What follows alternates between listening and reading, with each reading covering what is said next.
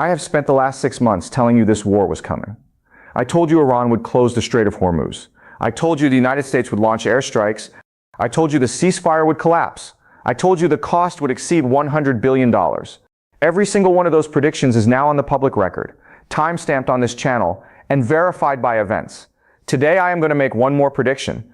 And this one is different from everything I have said before. Because this prediction is not about what happens next in the war.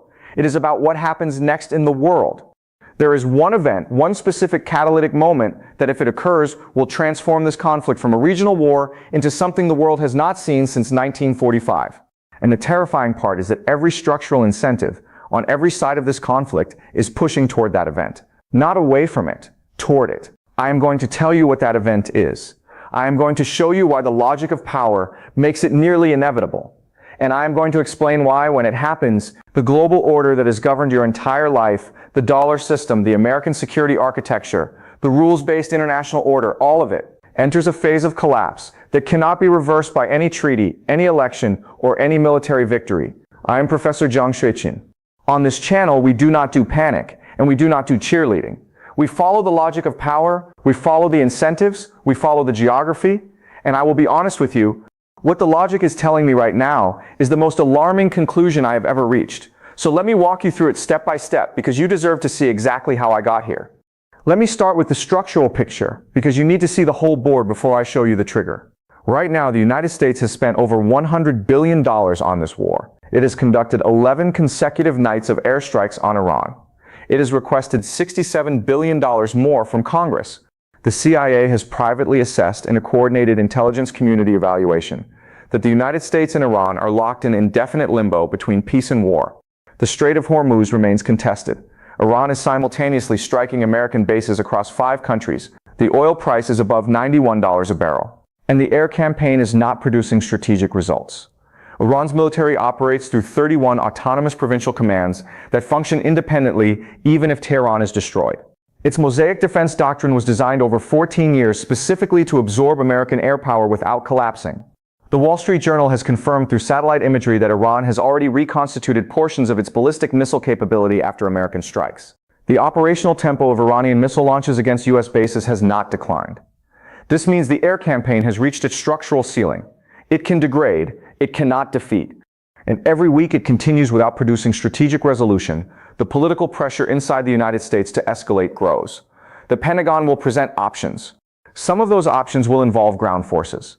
And the moment that conversation becomes serious, the moment American boots touch Iranian soil, the trigger is pulled. But the trigger is not the invasion itself. The trigger is what happens immediately after. Here is the event. And I want you to listen very carefully, because everything I am about to describe follows from structural logic, not speculation. The moment the United States commits ground forces to Iran, Russia will make a declaration. The declaration will be simple, public, and addressed to the entire world.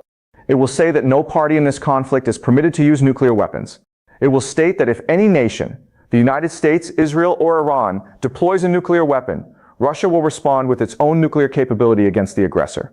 Think about what that declaration does.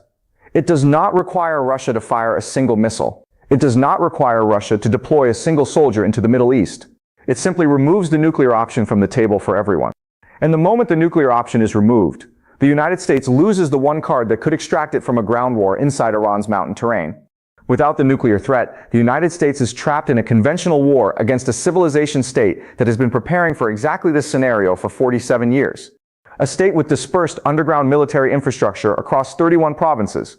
A state whose geography, the Zagros Mountains, the deserts, the urban sprawl, channels any invasion force into corridors that can be ambushed, mined, and bled for months. A state that has studied Iraq 2003 and Afghanistan and built its entire defense doctrine to ensure that decapitation does not work. And here is where it cascades. Because the ground war is not the end of the chain, it is the beginning. A prolonged American ground war in Iran does 5 things simultaneously, and each one feeds the others. First, it absorbs American military resources at a rate that cannot be sustained. The defense industrial base is already strained. Patriot interceptor stocks are depleted. Deliveries to Japan and Germany are delayed. The Pentagon has told Ford and General Motors to prepare for converting civilian production lines to munitions manufacturing. A ground war would consume ammunition, vehicles, aircraft, and personnel at a rate that makes the current $100 billion expenditure look like a down payment. Second, it pins American military power in the Middle East and removes it from every other theater. The forces fighting in Iran cannot simultaneously deter China in the Western Pacific, support NATO in Europe, or maintain pressure anywhere else. Every soldier in Iran is a soldier not available for Taiwan. Every interceptor fired at an Iranian drone is an interceptor not available for Guam. Russia and China do not need to fight America directly. They just need America to fight someone else long enough. Third, it triggers a global energy crisis that makes the current disruption look mild. A ground war in Iran means not weeks of Hormuz disruption, but months or years. Oil prices would not stabilize at $91. They would spike toward $120, $140, potentially higher. The inflation transmission chain I have described on this channel, from oil to fuel to food to consumer prices to interest rates to household budgets, would accelerate to a speed that breaks the Federal Reserve's ability to manage it. The economic pain would not be abstract. It would arrive at every kitchen table in the Western world. Fourth, it completes the formation of the Eurasian bloc that Washington has been trying to prevent. A United States trapped in Iran, hemorrhaging resources, with its nuclear option neutralized by Russia, becomes the single most compelling advertisement in history for the Russia-China-Iran alternative. Every non-Western capital would look at that picture and ask the same question. If the American system cannot even defeat Iran without destroying itself, why are we still inside the American system? The defections would not be dramatic. They would be quiet. A trade agreement here, a pipeline deal there, a currency swap arrangement, a military cooperation protocol. Each one a brick removed from the dollar's foundation. Each one individually insignificant. Together, a new architecture. And fifth, it fractures the American domestic political system in a way that may not be repairable within a single electoral cycle. The Vietnam parallel is precise. 57% of Americans already believe this war was a mistake. A ground invasion with casualties, with $200 or $300 billion in total costs, with gasoline at $5 or $6 a gallon, with no visible end state, that produces a political crisis inside the United States that goes far beyond the current fractures. It produces a legitimacy crisis. The question stops being whether this president is competent. The question becomes whether the system that produced this decision is functional. 5 cascading effects. Military exhaustion, strategic distraction, economic crisis, bloc formation, and domestic fracture, all triggered by one event: Russia's nuclear declaration after an American ground invasion. Now I need to address the most important question. Why would Russia do this? Why would Putin insert himself into a conflict that is currently draining his primary adversary's resources? The answer is in the geography. Look at a map. Iran is Russia's southern corridor, the international north-south transport corridor, the network of rail, road, and port connections that gives Russia access to warm water ports and global markets outside Western control, runs directly through Iran. Without Iran, that corridor collapses. Without Iran, Russia is landlocked in a sanctions cage with no path to the Indian Ocean. If the United States invades and occupies Iran, or if the United States breaks Iran so completely that it falls into chaos, Russia loses its most critical strategic partner. The corridor dies.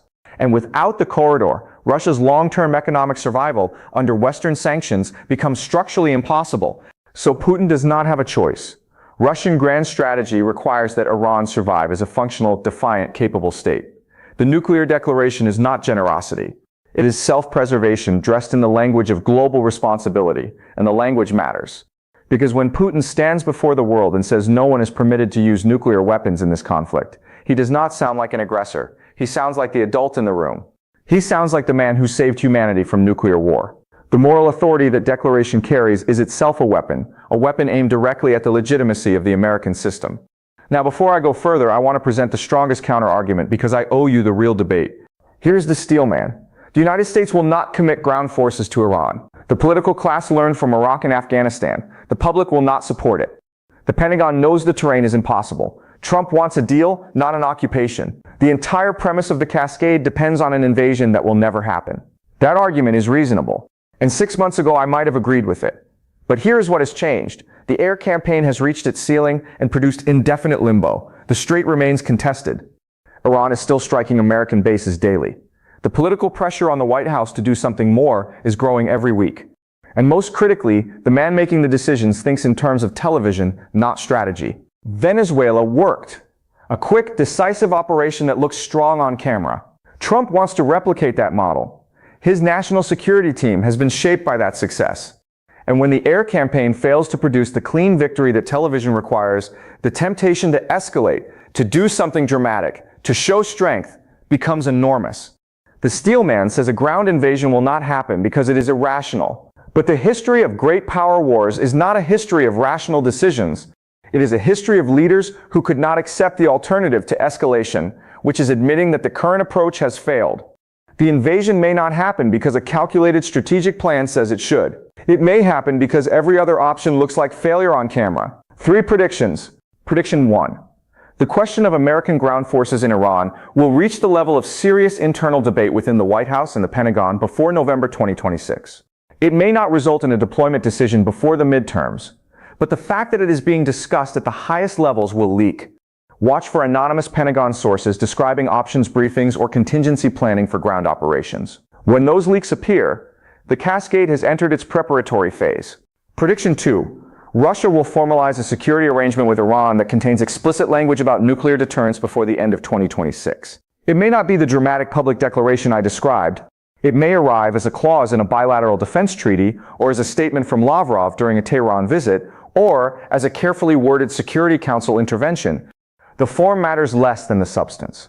When Russia says, in any formulation, that nuclear weapons must not be used in this conflict, it has drawn its line. Watch for Lavrov's visit to Tehran. The joint communique will tell you everything. Prediction 3. Regardless of whether a ground invasion occurs, the structural damage to the dollar system from this conflict will become measurable in central bank reserve allocations within 12 months. Watch the IMF's quarterly COFR data on global reserve currency composition.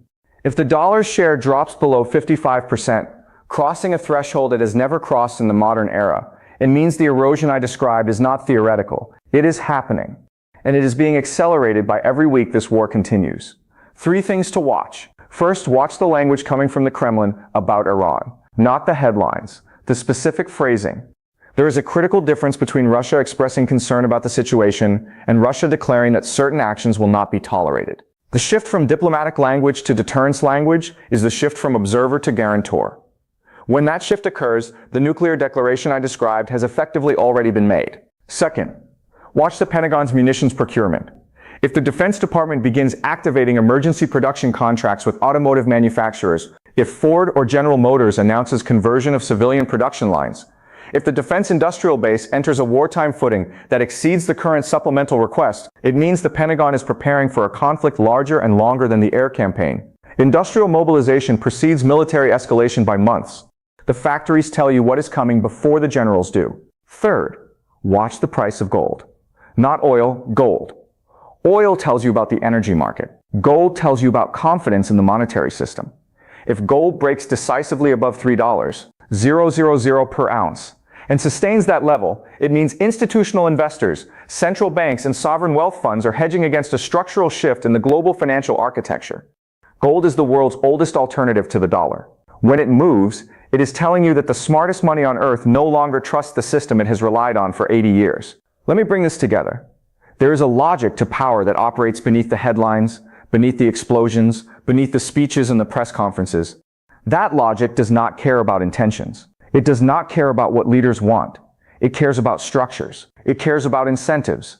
It cares about geography. And right now, the structures, the incentives, and the geography are all converging on a single point. The air campaign has reached its ceiling. The pressure to escalate is growing. The man making the decisions processes the world through the logic of television, not strategy. Iran has been preparing for a ground war for 47 years. Russia cannot afford to let Iran fall. China is watching, learning, and building. And the dollar system, the foundation of everything the United States has built since 1945, is being eroded by the very conflict that was supposed to protect it.